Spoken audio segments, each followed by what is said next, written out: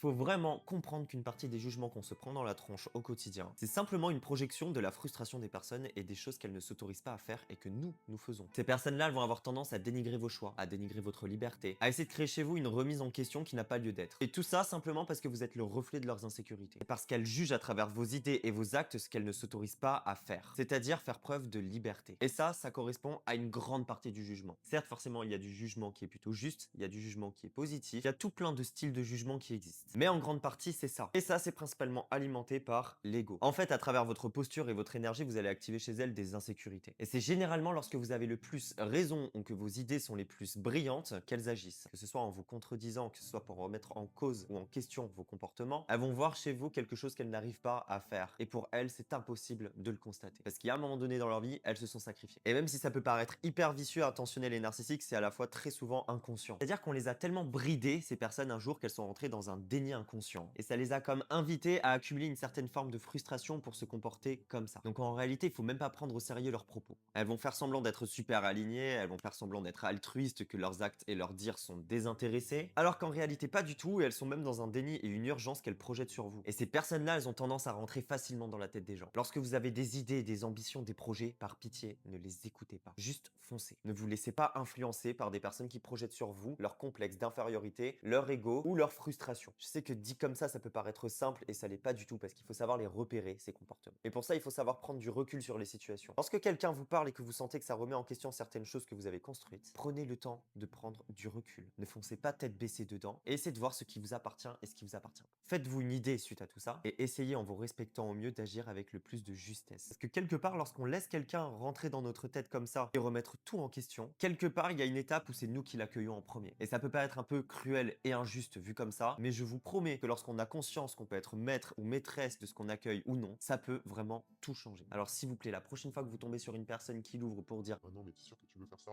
Ah non, moi je suis pas sûr, hein, parce que moi je l'ai vécu, mais c'est pas comme ça. alors que chacun son vécu, s'il vous plaît, foncez. Foncez encore plus dans votre projet, foncez encore plus dans vos ambitions, ne les écoutez pas et écoutez-vous. Parce que très souvent, à l'intérieur de nous, on a la réponse et très souvent après, on se dit «Oh, purée, je le savais, quoi». Et bien cette petite voix à ce moment-là, écoutez-la et ça pourra tout changer. Parce que déjà de un, on peut finir par passer à côté de toute notre vie si on continue à écouter ces personnes. Et de deux, n'oubliez jamais que c'est une projection de leurs insécurités et de leurs frustrations sur vous et que ça, ce n'est pas votre combat, mais le leur. Sur ce, c'était mon petit message du jour et je vous souhaite une très belle journée.